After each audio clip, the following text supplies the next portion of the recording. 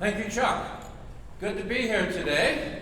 I've really enjoyed the last 3 days. I think this is the first CLDA conference I've ever attended where it's here for the whole thing. And CLDA does such a great job at these things. I mean, I really enjoy the networking and the interactions, really, really, really fun. So I look forward to having a chat this morning about learning from 2020 and performing in 2021. When I last talked to CLDA was September of 2020.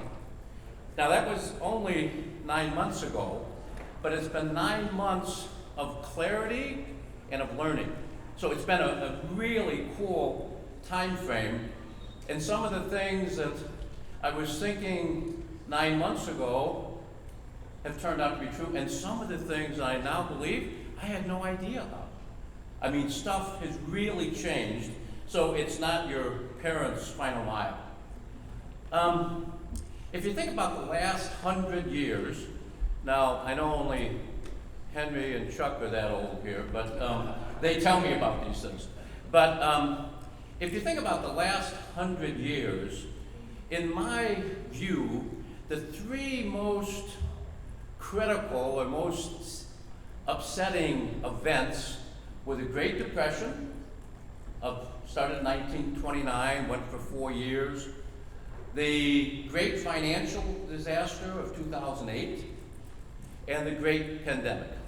Now, the question is, okay, which one of these is the worst? What was really it about?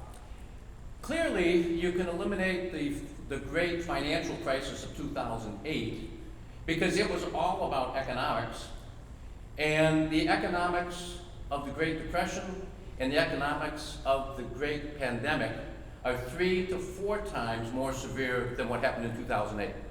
So that leaves the two finalists, is which is the biggest crisis that we've dealt with in the last 100 years. It's either the Great Depression or it's the Great Pandemic. And I think it depends how you're looking at it. If you're looking at it from the point of view of unemployment and GDP drop, the Great Depression was worse, and it lasted 4 years. If you're looking at it from a point of view of health and death, clearly the Great Pandemic is the worst.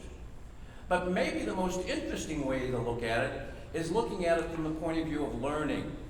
Which one allowed us to have the greatest amount of learning? The Great Depression, history stopped. I mean, history just stopped. And when the Great Depression was over, it went, quote, back to normal. And so it wasn't really a time of learning. The Great Pandemic accelerated history.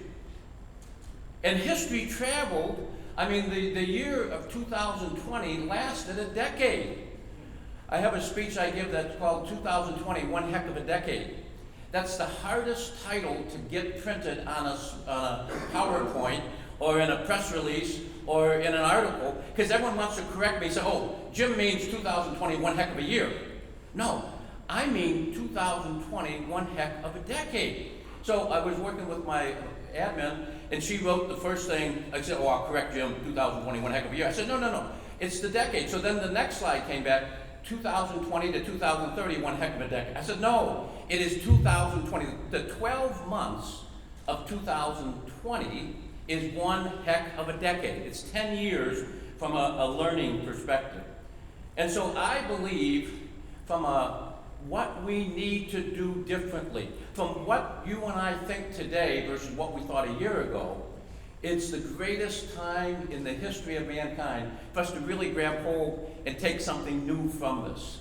And I think it's really an interesting time for us to be studying this.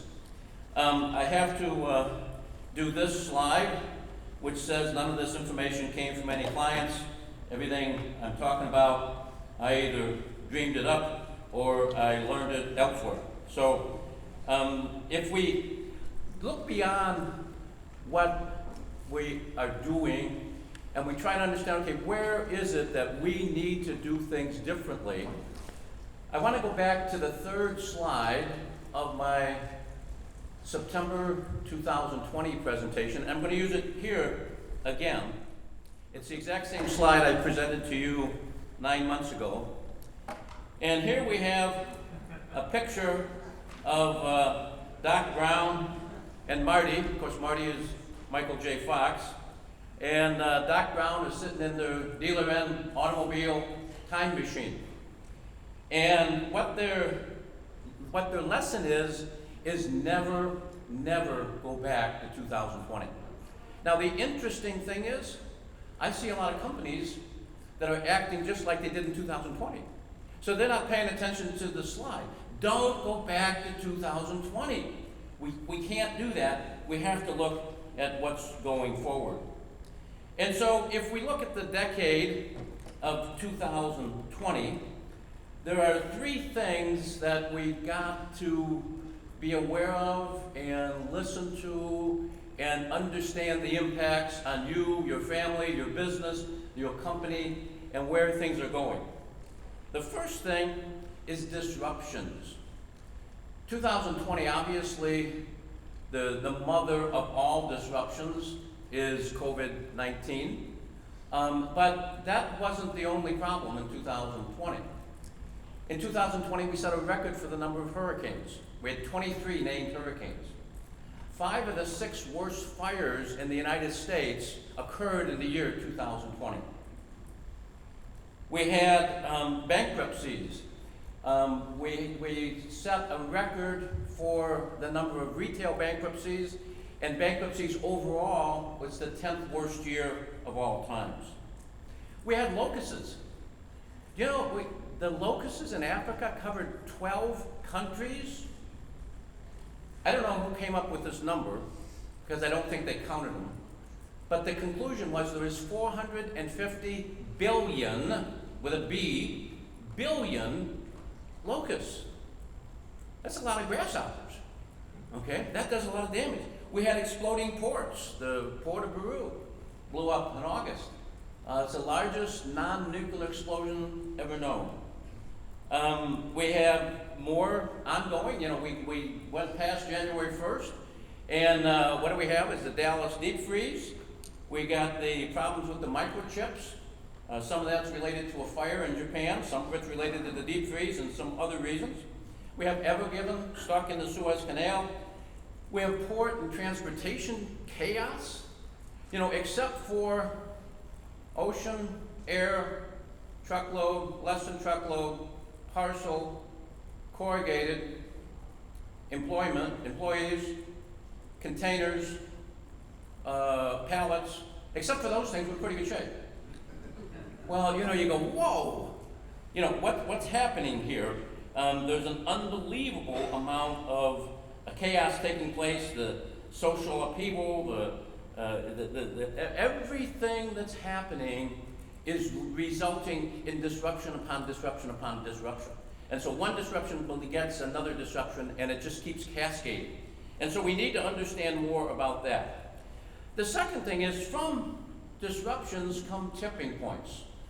You know, you kind of go through this, you go through this, you kind of go through this, and then it goes boom. And I now hit critical mass, and that results in the changes in some paradigms. And so if we're looking at the tipping points, I think the 3 biggest tipping points of 2020 is, number 1, stay at home. That changed everything. And then that resulted in the tipping point of e-commerce, and then that resulting in the tipping point of the supply chain, where the supply chain is just totally non-functioning.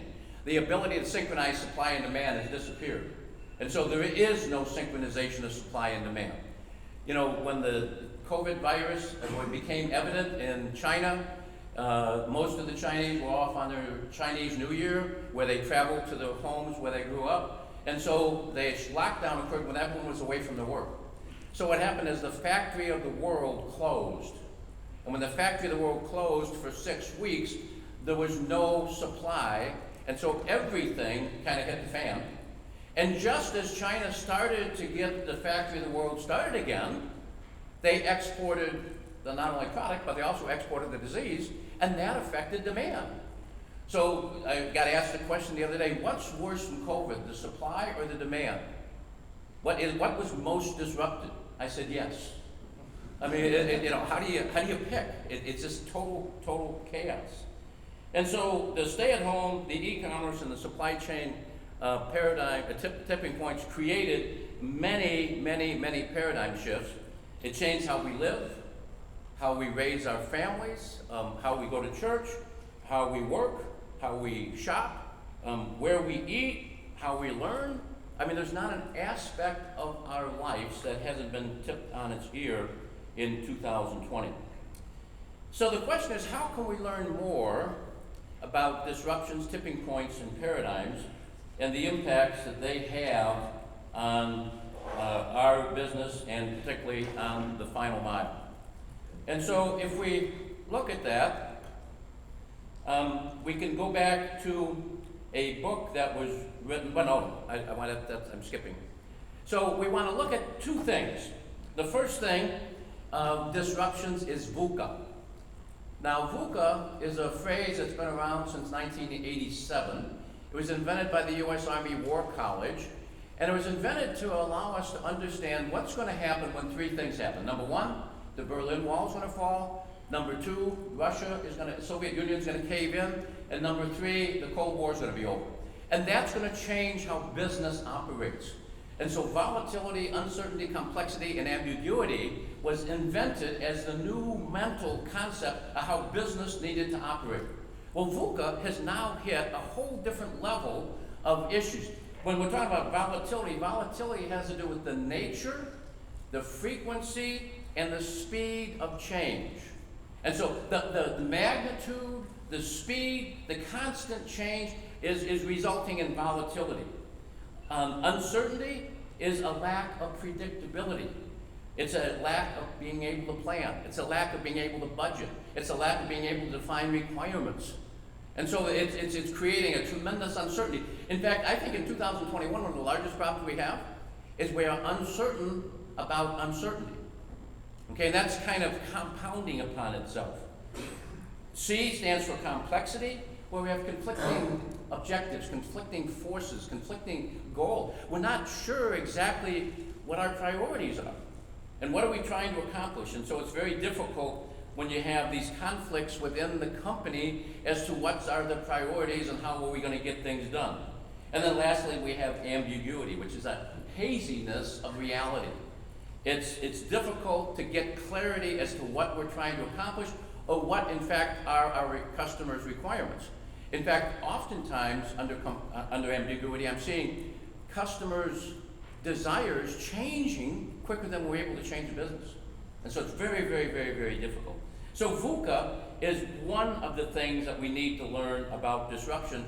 And we have to analyze volatility, uncertainty, complexity, and ambiguity with respect to the decisions you're making, the contracts you're signing, and the strategy you're developing going forward. The second part of disruptions is a book that was published in 2007 called Black Swans. Now, the concept of black swans was created back in the 1600s. The concept actually started in that Europe thought they were the hub of knowledge in the world. Europeans knew everything, at least they thought they did. And in 1697, a Dutch explorer went to Africa, and son of a gun, he found and actually brought back to Europe a black swan.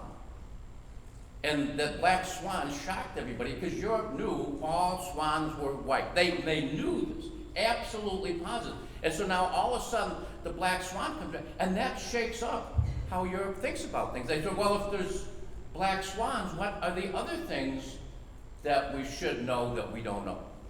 And so what are the other surprises?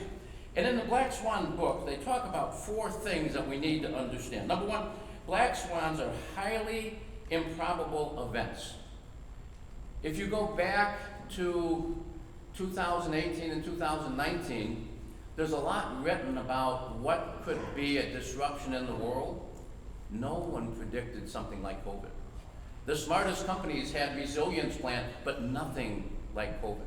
None of us imagined anything could be that bad. And so COVID hitting China and then spreading around the world is a highly improbable event. It's an event which is unpredictable. The unpredictableness of COVID is how it spread around the world so rapidly and how it continues to.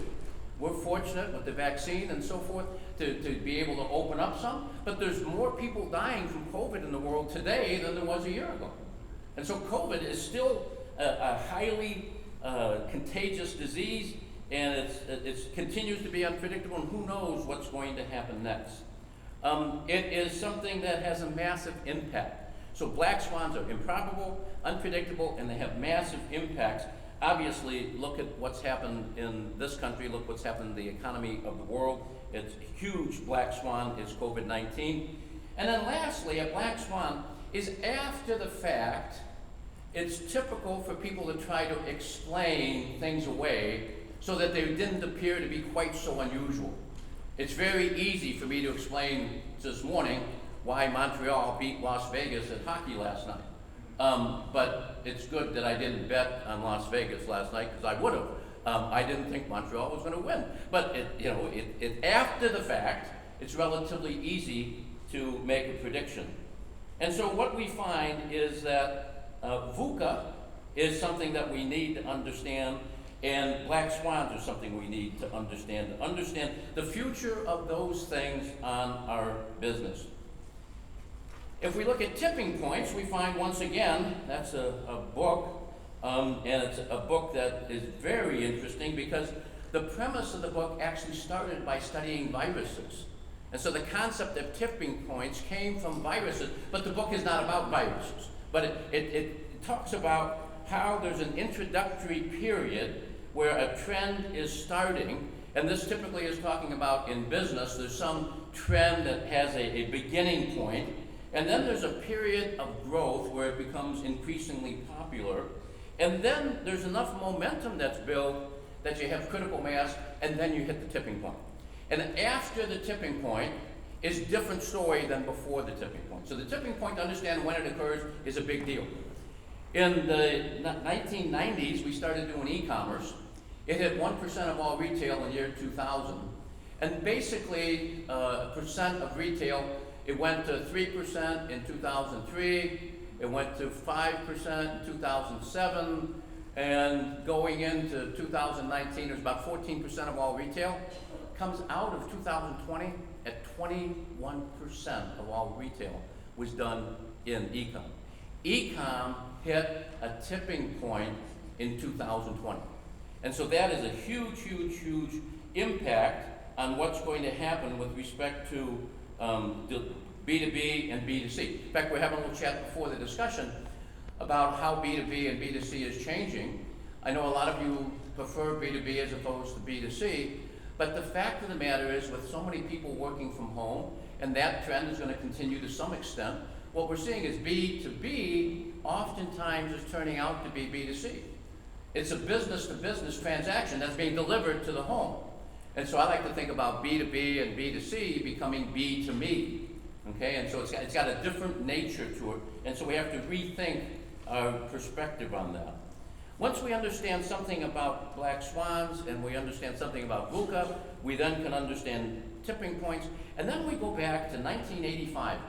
1985, I think it's the first time I ever watched a business video, and it was done by Joel Barker, and it was called The Business of Paradigms.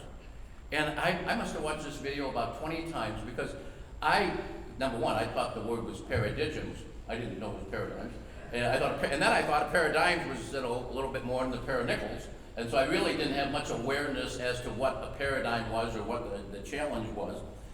But what Joel Barker taught us, starting in 1985, was that paradigms are things that kind of the impetus behind resistance to change, where people have a concept in their mind, and even when facing really clear evidence, they still stick to what they always believe. So it doesn't change. They believe what they believe.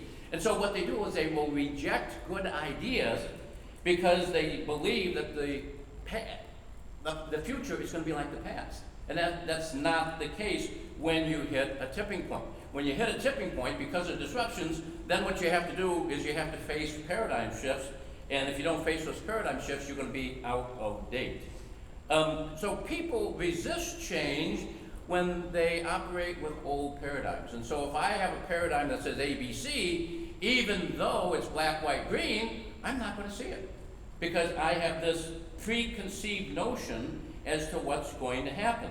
And so the impacts of e-com, the impacts of digital on supply chain are paradigms that we need to shift to, and we need to work forward with those. And what we also find about paradigms is people who shift paradigms are oftentimes the outsiders. The insiders are the ones that are really committed to the history, and they have the hardest time changing. And so it's the outsider that doesn't have that compulsion to believe the future is going to be like the past, and so they can now make great shifts in paradigm thinking, which results in changes in business. Okay, so that kind of lays the foundation of disruptions begetting tipping points, which begets paradigm shifts. And that's kind of the foundation of what I want to chat about. And so what we then have to ask the question is, if it's not our parents' final mile, what is it? And the reality is that 2021 is not 2020. If your business plan hasn't changed substantially in the last 12 months, I believe you have some problems in comprehending the impacts of disruptions on tipping points and affecting paradigm shifts. And so the fact of the matter is disruptions have happened, tipping points have been reached, and paradigms have shifted. And so it's a whole new ballgame. So the question then begets, okay, what does 2021 look like? What does the future look like? And how can we apply the learnings about disruption, tipping points, and the whole concept of paradigm shift to where we're heading? Well, the best way to do that is to ask three questions. And so the three questions that we need to get our heads into is, what good ideas have been rejected? And if they got rejected, what should we do about bringing them back? Who resisted change? And then who were the outsiders that caused change? And this is a very interesting study in Final Mile, because the final mile is not what it was. It's totally, totally different. And so let's look at 5 obsolete paradigms and 5 good ideas that have not, that need to be embraced by everyone in this room. And so the first one is the obsolete paradigm is that the old hub and spoke is best. The challenge last year we used to talk about in prior years was we got a package in LA and we got to go to Chicago. Or we got a package in Chicago and we got to go to LA. That's obsolete. What today we're talking about is we have a package in LA and we got to go to Thousand Oaks. We got to go to Burbank. We got to go to Ontario. We got to go down to Orange County. We got a package in Chicago and we got to go to Milwaukee. We got to go to Joliet. We got to go to Rockford. We have to go down to Hammond, Indiana. And so the last mile is not the last mile. Distributed logistics came about because of Amazon. They screwed up everything, okay? What we always have known in transportation, I don't know if it's final mile, first mile, middle mile, what we know is there's 2 rules, is that you can either go fast or slow, or you can go expensive, or you can go cheap. And what we know is fast is expensive, and slow is cheap. What did Amazon do? They gave you fast and cheap. Well, wait a minute. Your options are fast and expensive, or slow and cheap, and so what does Amazon do? They pick fast and cheap. Holy cow. And so what they've done, Amazon right now has 109 shipping depots under construction. I mean, holy moly, they already got 246. Well, what's happening is the customer wants the product quickly and for free. And so what we need to do, you can't travel long distance and make it cheap. It can't do it. So what you have to do is travel less far. And so if you travel less far, how do you do that? By having inventory in multiple locations. Okay, here's the point. Therefore, UPS and Federal Express are in trouble. Regional providers will win. The size of this opportunity, there's something called small parcel long and small parcel short. Who's going to win small parcel long? UPS and Federal Express.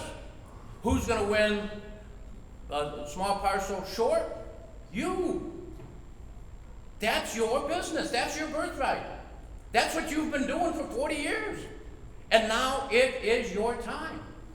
Federal Express and UPS, are they going to be building any more of those $50, $60 million hubs? No. Why? Because you don't need them.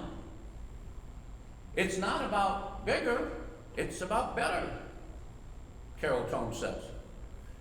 And if I'm a stockholder of UPS, I'm happy about that, because she's not going to be wasting money on sortation centers that aren't going to be used, because we're not going to be traveling on a nationwide network. We're going to be traveling on a distributed logistics network, and therefore the moves are going to be short, and we need to do them efficiently and quickly. We don't need these exotic sortation centers. And so you are the owner of small parcel short. That's the market that's going to explode going forward as people continue to build and build and build more operations to allow them to have that short distance. And so it's a really, really major paradigm shift that we need to grab hold of and understand and see where it's going. A second issue is the obsolete paradigm is the carriers being the boss. I mean, it's ridiculous where we've got in this country. It doesn't even matter what the rate is. It's all about what the surcharges and what the accessorial charges are. I mean, the accessorials and the surcharges are bigger than the rate. How often are they changing the rate? In the last 2 months, UPS and Federal Express have both had 2 rate increases. And what they're thinking is get it when you can. That's an open door for us. Competition is now, it's for us. And we're going to provide alternatives that UPS and Federal Express can't. Now, one of the things that's interesting is UPS is going to get into a regional independent model. And that's something to be concerned about. But that's where you need to look at how you're running your business so you can prevent them from taking your birthright. The obsolete paradigms are, well, we'll get it to them when we can get it to them. It's not, they don't need that quickly. Now, I am not a big proponent of same day. I think next day is required in major cities. I think 2 days is required in every place except where there's bear in the backyard. If you've got bears in the backyard, you can go 3 or 4 days. But if you don't have bears in the backyard, you need to do 2 day or better. That's your birthright. This is your baby. This is your time to shine. And so you are about speed, and you can make that happen. You are the epitome of a distributed logistics delivery company. B2B, B2C, B2Me, B2 whatever. Also, congratulations to CLDA for changing their name from MCAA. They did it with a shocking amount of genius. What does UPS and Federal Express do? Say, here's what we do, get in line, do it my way, or it's out of here. What do we do? What are your needs? What are your requirements? How can we customize our logistics solution to make it work best for you? It's not about the carriers. It's about the shippers, the customers, and the drivers. That's the action. UPS doesn't know that. Federal Express doesn't know that. They think they are the man. We need to understand that not just last mile, but middle mile and first mile have all changed. I've been doing supply chain since 1975. Of course, we didn't call it supply chain until 1992, but that's what we were doing. And the whole game has changed. If you looked at everything that went on in supply chain from 1975 till about 2005, it was all about cost. All we cared about is cost, cost, cost. It was efficiency, efficiency, efficiency. And that's all we looked at, that's all we did. Starting in 2005, so we started with E, efficiency. And in 2005, we got the second E, stood for effectiveness. Starting in 2005, we said, boy, if we use our supply chain, if we use our final mile provider to do a better job getting product delivered, we can increase revenue. If we have better final mile partnerships, we can provide customers with better service, and that's going to result in our shippers having greater profitability, which is going to be good for us. And so the second E, effectiveness, came in play in 2005. So from 75 to 2005, it was all about efficiency. From 2005 to 2020, it was always about efficiency and effectiveness. 2020, 2 R's knocked our socks off. The first R, kind of interesting. I was in my office, and my wife came in my office at home, and this was last April. My wife comes in my office and sits down. I'm thinking, uh-oh, I'm in trouble. What did I do? You know, my wife never comes in my office and sits down. She came in and sat down, and she smiles at me, and she says, congratulations. I said, well, thank you. I said, what are you congratulating me for? She said, well, you are legitimate. I said, okay, I didn't know I was illegitimate. Mom and Dad never told me. I thought I was okay, you know. And she says, no. She said, for 52 years, I've explained, that's how long we've been married. For 52 years, I've been telling your friends, I'm telling my friends, I'm telling our friends, I'm telling our kids, I'm telling our grandkids, what it is that you do. And everyone looks at me like I got 2 heads. No one gets it. She says, for the last 4 nights, every single night on the news, it's supply chain, it's supply chain, it's supply chain. She says, you are now in a legitimate profession. And so my congratulations to you. Go home, tell your spouse that you are now legitimate. I mean, it's something to celebrate. We should have a party on this. That we have our respect. So it's EER. The first R in 2020 was respect. The second R in 2020 has to do with resilience. Okay, and so we're talking about adaptability, resilience, and optionality instead of optimality. When we're talking about optionality, we need to understand the implications of resilience. How much time do you spend on scalability? How are we going to scale when the customer needs it? What is our ability to do that? Guess what? What's the best model in the world for scalability? Independent contractors. You guys know anything about that?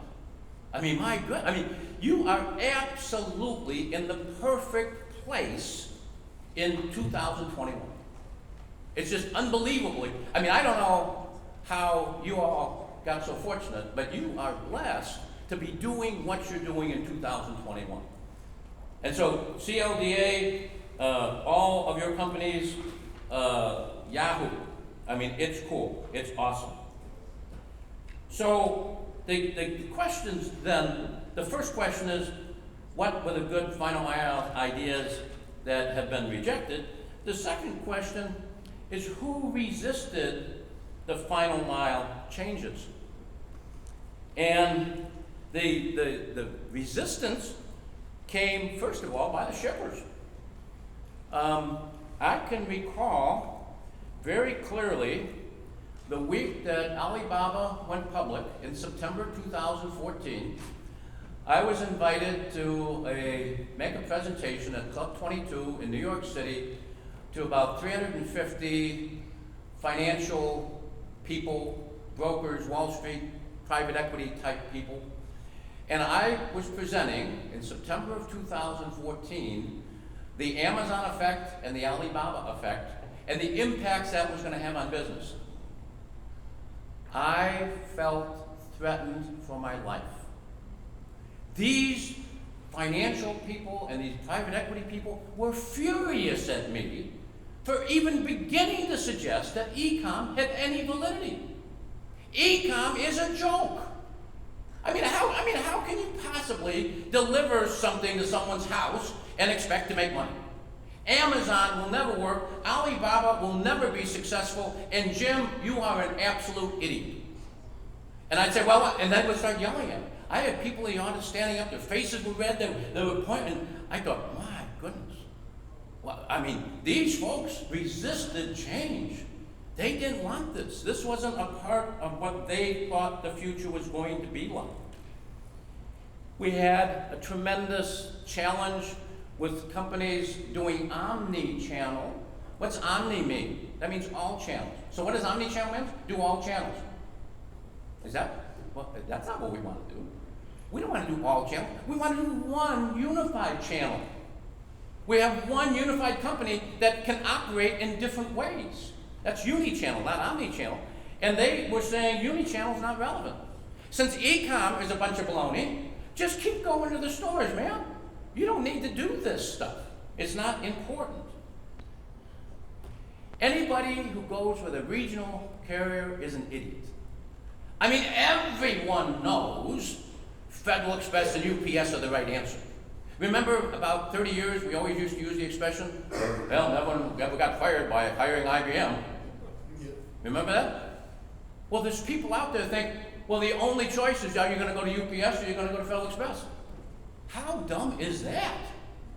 That is absolutely ridiculous. These are people who telling the shipper what they should do. And it's time that we provided our capability. And so the people that believe that Federal Express and UPS are the only safe options, those guys are bad. They are resisting the final mile change. And then lastly, from shippers, the fewer the carriers you have, the better. Absolutely. I mean, if you have a UPS and then you have a regional, that regional volume is going to come away from UPS and that's going to lower your discount. And so you're going to have to pay more. Well, maybe you don't use UPS or Federal Express at all. Maybe you use a bunch of regionals. Maybe there's regionals that work together. There's a new way to think about this, and the shippers have been tremendously resistant until the tipping point. And now the voice is being heard. The customer doesn't want to go to the store. There's only two reasons to go to the store: experiential or it's fun. The men in the room mostly can get the experiential part. They don't get the fun part. The women get both. Okay, so the women got the upper hand. They understand both of these issues. Experiential, I want to smell it, I want to touch it, I want to taste it, I want to feel it. It's experiential. And so you want to do that. Although a lot of people are buying 3 different colors and 3 different sizes and doing bracketing and resulting in huge returns, but that's legal. That's out there. But experiential is a good reason to go to the store. The second one is, so if I want to do something fun, I'm either going to go to a concert, like a rock concert, like yesterday was fun. I want to go to a concert, I want to go to sporting events, I want to see the grandkids. That's what I want to do. I don't want to go shopping. Okay? Now my wife, she loves to shop. That's her thing. She enjoys it. That's marvelous. I think it's great. She can go shop and I'll go to a concert. And so we all, we're happy. Or she'll go with me to a concert, then I'll go with her to shop. I guess that's how we kind of do things. But what we have to understand is that shippers have resisted that, and now the tipping point has occurred. Consumers were resisting this, and they continue to go to the store and pick out the can of Campbell's soup they want, and pick out the box of Raisin Bran they want, and pick out the package of Oreo. Why do you want to pick out your can of soup? They're all the same. Now, if you want to shop the outer ring of a store, the fruits, the vegetables, the meat, the frozen, the wine, maybe the cheese, you want to do something, that's fine. But why are you buying anything from the center of the store? Buy it online, have it put on your porch. It makes much more sense. And so the consumers have been gradually coming into the world of accepting e-commerce and accepting convenience. And as that tipping point is hit, there's some people out there saying, well, e-commerce is going to go down. No, e-commerce is not going down. E-commerce is going to continue to go up, and it's going to continue to be a very, very, very big player. and going to have an impact on final mile throughout the country. We also see that some consumers want to thump the cantaloupe. My wife was one that she buys something online every day. With 8 grandkids living right around us, there's always something she's buying. And I'm the box boy.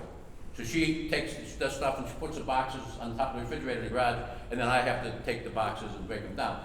So if I come home from a trip, gone just 2 days, and I look on top of the refrigerator, there's no boxes, something's wrong. But, because there's always boxes on the refrigerator. And so, my wife is a big e-commerce buyer, but she wouldn't buy groceries because she wanted to thump the cantaloupe. But you know what she found out? The cantaloupe that they get are really good when she buys them online. You know, she's kind of adopted. And so the resistors to change have been the shippers and the consumers, and the shippers get it, and the consumers get it. And so there's been a major tipping point. Who have been the outsiders who've changed the game? Well, obviously, Amazon is the largest one, where they forced free delivery, they forced distributed logistics, and they changed the world for final mile. Also, major shifts from Walmart, Target, and Home Depot when they made their stores a point of pickup, buy online, pick up at store, and curbside, huge, huge, huge changes. Who else made changes? Regional carriers. Regional carriers, the CLDA members, have changed the world because they have a customized solution that allows you to get product delivered, small parcel or large parcel or over threshold or whatever, delivered quickly and inexpensively. And so regional carriers have a much better contribution to what's going on as far as who are the outsiders. And the other outsider is CLDA. Hats off to CLDA. When they changed their name, I thought, man, that's what we need to do, is customize logistics. And that's so cool. And so what the CLDA does is offers a home for the regional carriers who are going to then continue to ride out this B2B and B2C storm. So what are the kind of final mile lessons that we learned for holiday 2021 and beyond? To be perfectly honest, the holiday 2021 is going to be a disaster. There's not enough capacity out there. The inventory is not in place. It's going to be the worst disaster of all times. And there's going to be a lot of you that are going to really benefit from that. Not because you like disaster, but because companies are going to really get, we can't keep doing what we're doing. It doesn't work. Did you see Federal Express fired 1,400 customers last week? UPS doesn't even fire them, they just stop picking up. I'm sorry, you hit your quota. I got a call on Cyber Monday last year from a friend of mine, VP of Transportation at Nike.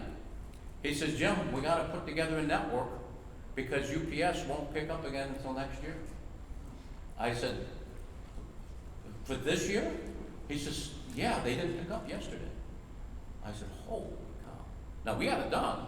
We created a network for them, but forget about budget. I mean, it's Cyber Monday, and here we are. And so it's tough.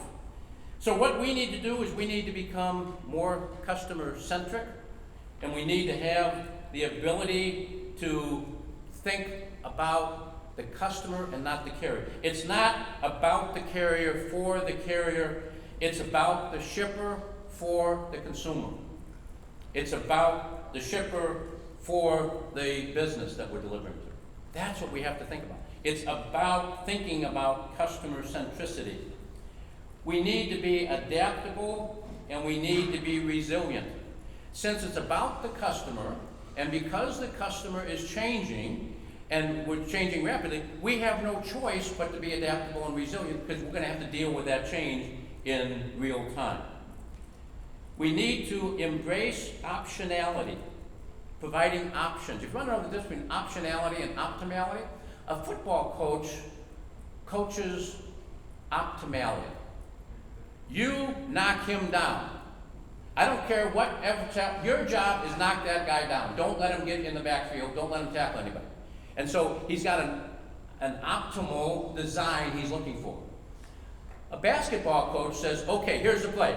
You come up the floor. If your man's on you, then you do this. If he's not on you, then you do this. If you try to do this, and this guy does this, then you do this. And if that happens, then you do this. If that happens, look at the back door, and you got a shot over there.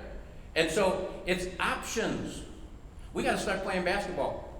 We need to have the flexibility and the adaptability, the scalability to adapt to the requirements as the game goes on.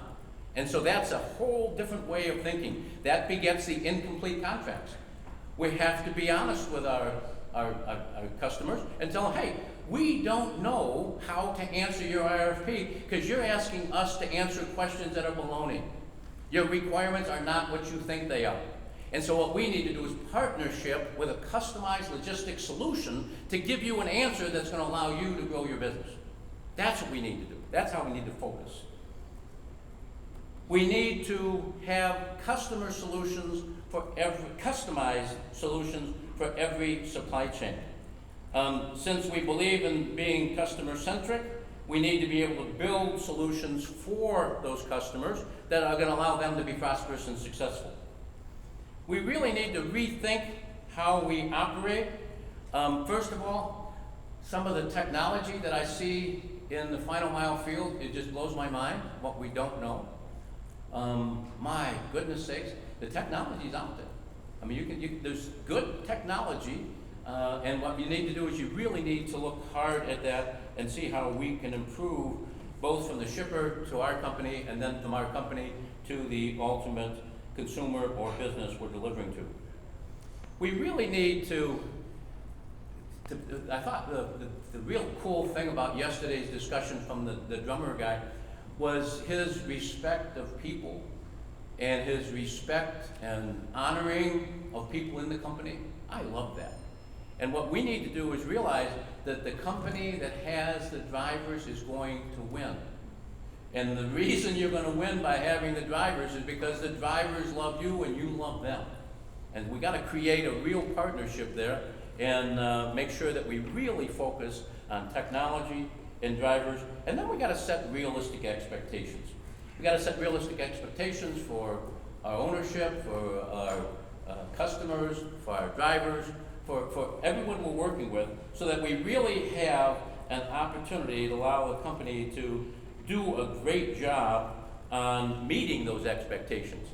I think there's problems in that sometimes in a sales mode, we promise more than we can deliver, and that can be a real challenge. I think we really need to work hard at being totally honest and totally straightforward and working in a true partnership. So, what does that have from the point of view of, in conclusion, what are the things that you're supposed to take away from this? Number one, it's not your parents' final mile. It's not your final mile from a year ago. It is a different game. The game has changed. Regional carriers who embrace the new paradigms will win and win big. If 2021 isn't your fastest, your largest growth year, and if 2022 isn't better than that, and if 2023 is not better than that, you're not doing it right. This is the opportunity, this is the time, this is your chance for growth, and so it's a cool time to be doing what you're doing. The disruptions of 2020 have accelerated history, tipping points have been reached, and paradigms have been shifted. We need to really think on that. It's not something that you can just dismiss or put aside. I hope you wake up tonight tossing and turning in bed because you're thinking, wow, what are the tipping points I haven't really grasped hold of yet? What are the paradigms that I need to shift? What do I need to do to think differently about where we're going as we move forward? It's a new age for Final Mile. I see you all as being positioned in a place that's just absolutely awesome.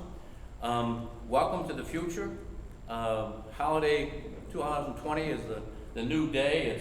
It's a whole new game and the opportunity of a lifetime for you to really grow your business, really do a great job for your drivers and your employees and your customers. So it's an exciting time. So congratulations. Thanks so much.